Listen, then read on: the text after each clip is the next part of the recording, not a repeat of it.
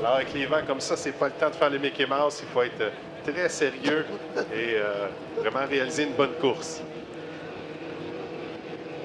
Alors, voilà. Et c'est un départ.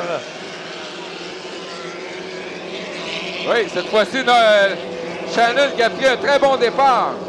Alors, Shannon, on va voir au passage du virage, qu'en est-il? Et là, on peut voir, c'est Guillaume Charette qui est là. Et Shannon est deuxième. Voilà, Guillaume Charette là, qui profite de l'absence de Léa Osick. Le départ est bon, messieurs. Oh, c'était limite. C'était limite. Et parlant de limite, regardez, Tommy Shannon, il est vraiment, là, il danse ses pontons qui vacillent d'un côté à l'autre. On devra faire gaffe. Là, on le sait, les bourrasques devant pourraient causer de mauvaises surprises à certains pilotes.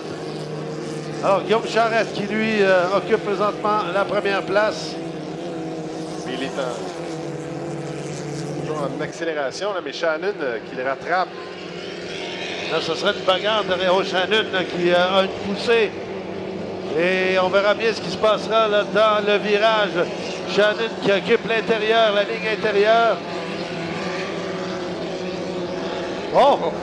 Il a Et là, essayé Shannon est complètement déstabilisé. il a essayé de passer à l'intérieur et là, ça n'a pas fonctionné du tout.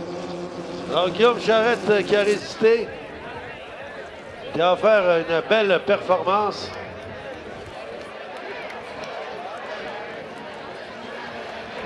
Et là, on tente une autre remontée du coup. Oh, Shannon là, qui a louvoyé dangereusement. Aïe, aïe, aïe. On s'en sort bien, à tout le moins pour le moment. Guillaume Charette là, qui n'est pas inquiété, bien que pour Shannon, on va tenter une autre remontée, mais l'écart s'est agrandi entre lui et bien sûr Shannon. Oui, le vent, messieurs, qui est devenu un facteur. Là, les vitesses, le 100 et 101 km/h de moyenne, c'est nettement inférieur à ce qu'on a connu ce matin. Alors voilà. Guillaume Charette qui va lui donner d'excellents points là, et on profite bien de l'absence de Léa Osick. Mécanique qui tient bon, mais là, il y a des bourrasques devant, on le sent dans la tour. Alors, il faut faire gaffe là. Et Shannon qui nous voit quelque peu. On doit vivre des émotions fortes quand on sent son embarcation lui voyer de la sorte. Là. Oh, à l'intérieur, ça ne doit pas être très comique. Quand on voit plus de ciel que d'eau, on commence à avoir quelques sueurs froides. Oui.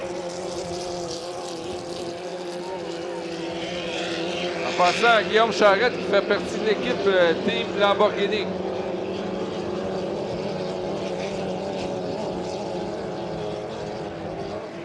Alors voilà Charette qui poursuit son avance, qui maintient son avance plutôt sur Shannon. Shannon qui tente une remontée.